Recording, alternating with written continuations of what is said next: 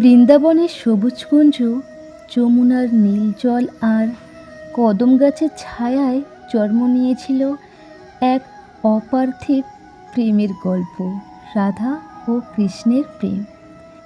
কৃষ্ণ ছিলেন নন্দ যশোদার স্নেহের লাল। তার বাঁশির সুরে মুগ্ধ হতো সমগ্র বৃন্দাবন। আর রাধা ছিলেন অপরূপা, স্নিগ্ধ প্রেম ও ভক্তির মূর্তি। কৃষ্ণ যখন বাঁশি বাজাতেন, সেই সুরে রাধার হৃদয় আলোড়িত হয়ে উঠত। ধীরে ধীরে তাদের মধ্যে গড়ে ওঠে এক গভীর, পবিত্র এবং আত্মিক প্রেম। তাদের প্রেম ছিল না শুধুমাত্র একে অপরকে পাওয়ার আকাঙ্ক্ষা, ছিল আত্মার সঙ্গে আত্মার মিলন। কদমতলায় ছায়ায়, যমুনার তীরে রাসলীলার মধুর মুহূর্তে তাদের প্রেম হয়ে উঠেছিল চিরন্তন। কিন্তু ভাগ্যের নিয়মে কৃষ্ণকে একদিন বৃন্দাবন ছেড়ে মথুরায় যেতে হয়। শারীরিক বিচ্ছেদ এলেও তাদের হৃদয়ের বন্ধন কখনো ছিন্ন হয়নি।